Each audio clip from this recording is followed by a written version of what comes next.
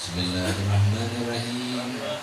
ولقد أسرت النعم من أوصافه تحيي القلوب تحج الأشجان والله قد أثنى عليه فما يساوي القول منا أو يكون ثنانا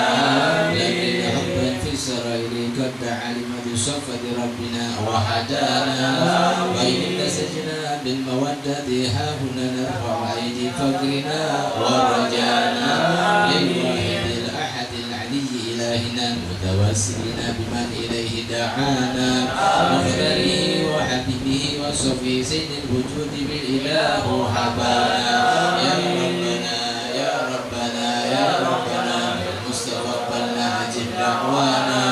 أنت لنا يا ذخرنا في هذه الدنيا وفي أخرانا أصلح لنا الأحوال واغفر ذنبنا ولا تؤاخذ ربنا أخطانا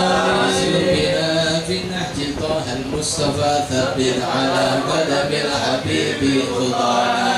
أرنا بفضل منك طلعة أحمد في بهجة عين الرضا درعانا واربط به في كل حال حبلنا وحبال من مدى ومن والانا والمحسنين ومن أجاب نداءنا وذوي الحقوق وطالبا أوصانا والحمد لله سعيا في جمعنا ها نحن بين يديك أنت ترانا ولقد رجوناك فحكم سلنا واسمع بفضلك يا سميع دعانا وبسرنا سنة طه في بقاع الأرض واعمى من عادانا إلينا واسقنا كأس الهنا واشفي وعافي أجدا مرضانا لنا الحاجات واغسل ختمنا عند الممات وأصلح عربانا يا ربي واجمعنا وأحبابا لنا في دار الفردوس يا رجوانا يا ربي واجمعنا وأحبابا لنا في دار